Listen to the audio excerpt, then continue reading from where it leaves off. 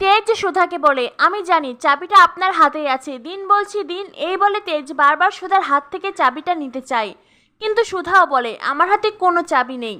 দুজনের মধ্যেই ধস্তাধস্তি শুরু হয়ে যায়, আর এক পর্যায়ে গিয়ে সুধা সোফার ওপরে পড়ে যায়, আর তেজও সুধার ওপরে পড়ে যায়। ব্যাস, রোমান্টিক দৃশ্যের সৃষ্টি হয়ে যায়। দুজনে একে অপরের দিকে মুগ্ধ হয়ে তাকিয়ে আছে। এদিকে জ্যোৎস্নাদি, মেজমা, তরিতা সকলেই তো তেজদের ডাকছে, কিন্তু কোনো সাড়া নেই। তরিতা বলে, দাঁড়াও আমি দেখছি। এই বলে তরিতা দরজার ফাঁক দিয়ে আর চোখে দেখার চেষ্টা করছে। তখন জ্যোৎস্নাদি চোখের ইশারা করতে মেজমা তরিতাকে বলে, বৌমা তুমি এখানে কি করছো, উঠে এসো বলছি। ওদের নতুন নতুন বিয়ে হয়েছে আর তুমি। এরপরেই মেজমা তেজকে বলে, তেজ তোর কোনো তাড়াহুড়া নেই, তোরা আস্তে ধীরে রেডি হয়ে আয়, মা তোদের জন্য অপেক্ষা করছে। তখনই সুধা বলে, সরুন সরুন বলছি, আপনার জন্য না এখন সকলের সামনে এভাবে ফেস লস হয়ে গেল।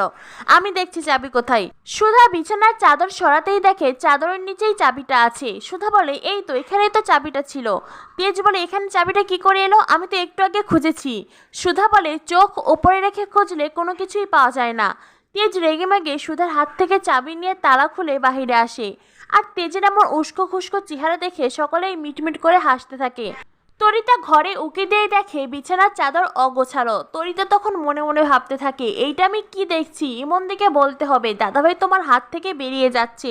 এরপরেই তেজ সুধা ফ্রেশ হয়ে নিচে আসে। সকলেই সুধাকে বলে, তুমি রোজ গজাননের জন্য এত এত মিষ্টি বানাও, অথচ দুধ, চিনি, ঘি, আটা, ময়দা সবকিছুই কি করে আছে।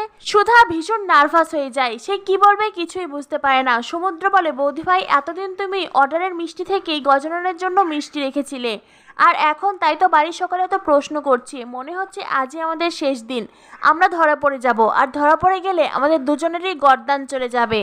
তেজের মা, মেজমা সকলেই সুধাকে বলে, সুধা মা আমরা এতকাল সংসার করেও এমন করে সাশ্রয় করতে পারিনি, তুমি কি করে করলে মা, আমাদেরকে একটু শিখিয়ে দাও।